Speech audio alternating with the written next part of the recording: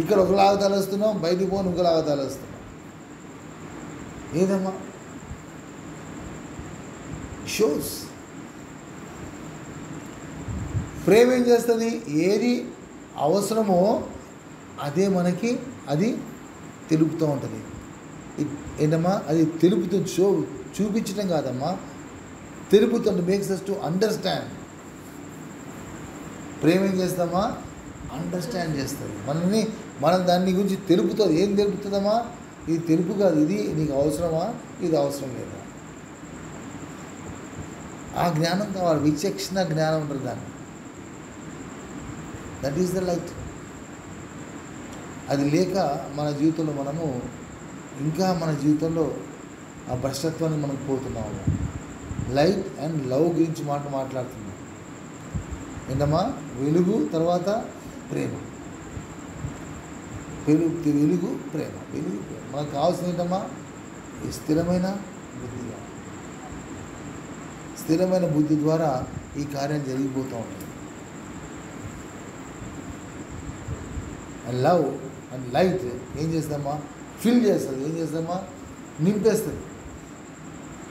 ప్రేమలో వెలుగులో ఉన్న వెలుగు యొక్క లక్షణం ఏంటంటే ఇట్ ఫిల్స్.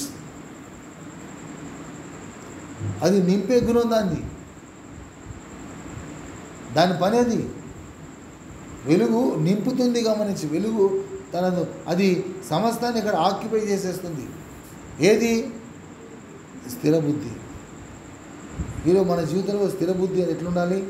నిండినట్లుగా ఉండాలి. అప్పుడప్పుడు స్థిరమైన బుద్ధి కాదమ్మా, ఎప్పుడూ అది మన జీవితంలో అది నింపబడినట్లుగా ఉండాలి, నిండినట్లుగా ఉండాలి. స్థిరమైన బుద్ధి. ఎందుకు స్థిరమైన బుద్ధి పదే పదే చెప్తున్నాను? ఎందుకు చెప్తున్నా బ్రదర్? ఎందుకో చెప్తున్నా?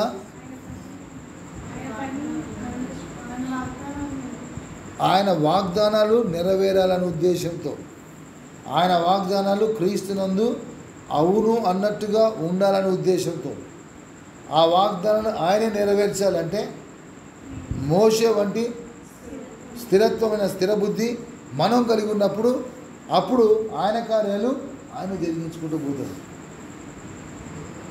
మనము స్థిరమైన బుద్ధి మనం కలిగి ఉంటే ఈ కార్యాలన్నీ కూడా జరుగుతూనే ఉంటాయి. ఆటోమేటిక్గా జరిగేదాన్ని చూస్తూ మనం దేవుని స్తుతిస్తూ ఉండాలి. నువ్వు చేసేది ఏంటి, నేను చేసేది ఏంటో అండర్స్టాండ్. ప్రతిదీ కూడా మనం దాన్ని గుర్తుపట్టగలుగుతాం. ప్రతిదీ కూడా మనకు అవసరమైంది మనకు తెలియగలుగుతాం. పరిశుద్ధ ఆత్మ మనం ఏ విధంగా ఉంటున్నాం. It feels. ఈ ప్రేమ ఏం చేస్తుందమ్మా? ఈ ప్రేమ ఏం చేస్తే తిరుగుతూ ఉంటుంది. ఎంతగా మనం తెలబడుతున్నాం. ఆ వ్యత్యాసాన్ని మనం గుర్తించాలని దేవుని చిత్తమవుతుంది. స్థిరమైన బుద్ధి లేకపోతే సహోదరుడా, నువ్వు ఉన్న చోటే ఉంటావు, నేను ఉన్న చోట అక్కడే ఉంటాం. ముందుకు పోయినట్టు ఉంటుంది కానీ అక్కడే ఉంటాం. ఇంతకుముందు చెప్పే కదా పడవ గురించి చెప్పానా? ఇద్దరు తాగుబోతులు ఏం చేస్తారమ్మా? పడవలో కూర్చొని తాగుబోతులు అక్కడ తెడ్లు పెట్టి వాళ్ళంతా రాత్రంతా కూడా కొడుతూనే ఉంటారు. ఎక్కడున్నారమ్మా? ఎక్కడున్నారు? కొంచెం ముందుకు పోయినరా? ఎందుకు పోలే? తాడు ఎక్కడ కట్టింది? అక్కడిగా దానికి ఎక్కడ ఆ ఒడ్డు కట్టింది తాడు. ఆ తాగుని మొత్తంలో రాత్రులు కనబడకుండా తెడ్లేస్తూనే ఉంటారు. రాత్రులంతా పోతున్నట్టే ఉంటుంది కానీ ఎక్కడికి పోవట్లేదు. ఇవి మన జీవితం అదే మాట. మనం తెడ్లేసినట్టు కనబడుతూ ఉంటుంది, ముందుకు పని చేస్తున్నట్టు కనబడుతాం కానీ ఎక్కడ ఉన్నావు వదిలిపెట్టలేదా నువ్వు? స్థిర బుద్ధి లేదే. చంచలత్వం బుద్ధి, స్వబుద్ధి.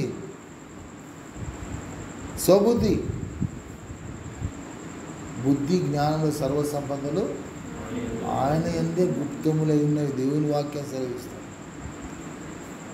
ఆయన అంటే ఎవరమ్మా? క్రీస్తు నందే గుప్తములై ఉన్నవి. బుద్ధి జ్ఞానముల సర్వసంపదలు ఎక్కడున్నాయమ్మా? క్రీస్తు నందే గుప్తములై ఉన్నాయి. దాన్ని మనం గుర్తించాలి. క్రీస్తు నందంటే సహోదరుడు అది బైబిల్ చెప్పుకోవటం పోవటం కాదు, ఇంకేదో తెలిసింది నీ యొక్క గొప్పతనం చెప్పుకోవటం కాదు. క్రీస్తు అంటే ఇప్పుడేంటమ్మా? క్రీస్తు శరీరము నందు క్రీస్తు యొక్క శరీరం ఏంటమ్మా? సంఘం. క్రీస్తు శరీరం అనేది సంఘం.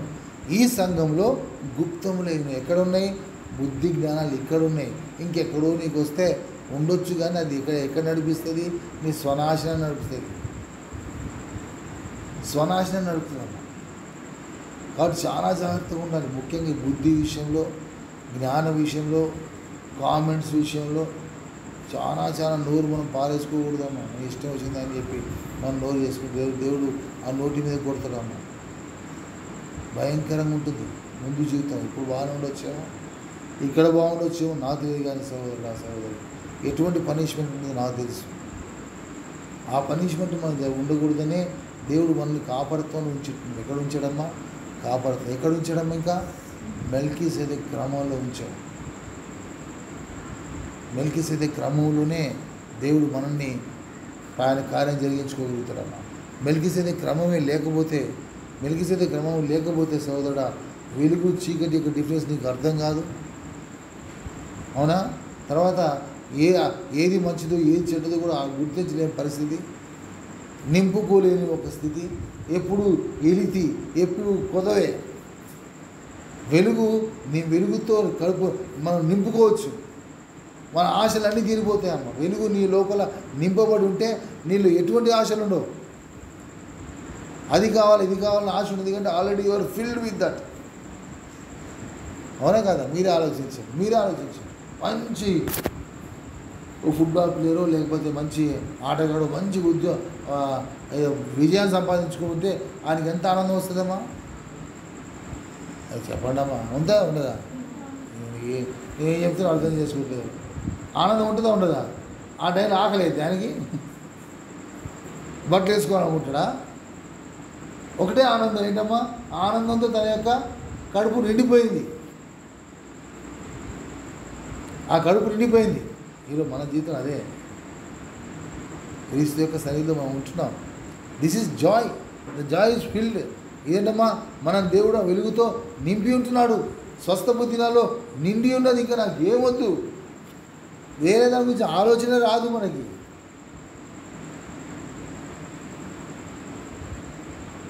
చివరిగా ఈ యొక్క వెలుగు ఏం చేస్తుందంటే మనల్ని నడిపిస్తుంది కదా.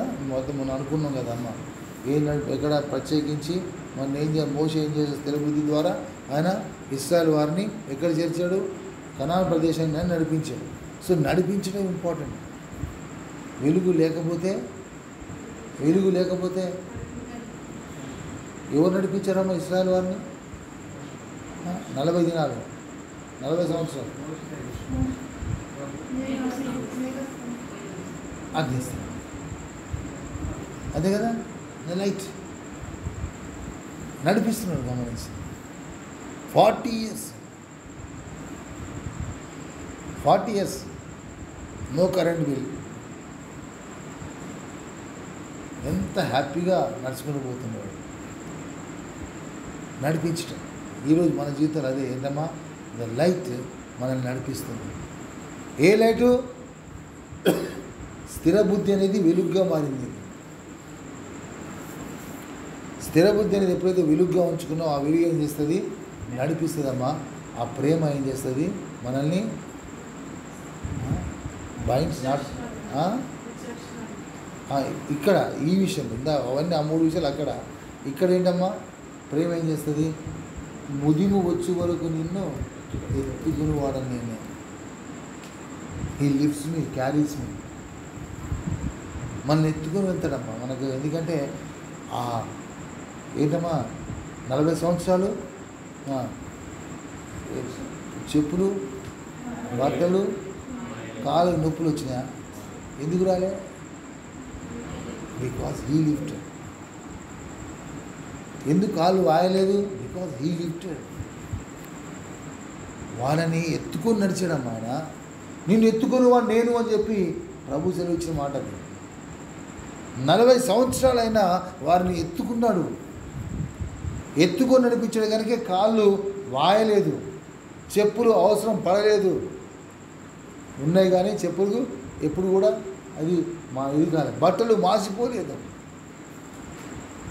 That is the love.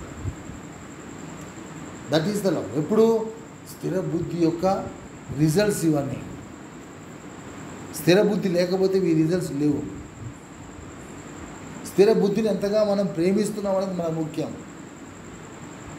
ఈరోజు డబ్బు వస్తే, ఈరోజు నాకు ఉద్యోగం వస్తే, ఈరోజు నాకు ఇంకేదో వస్తే, నా ఇష్టం వచ్చినగా నేను ప్రవర్తిస్తే నీ అంత దరిద్రుడు ఇంకోటి ఉండము. ఆ మాట నేను ధైర్యంతో చెప్పగలుగుతున్నా. భ్రష్టత్వానికి ఎవరికి వారు చేరువైపోతారు.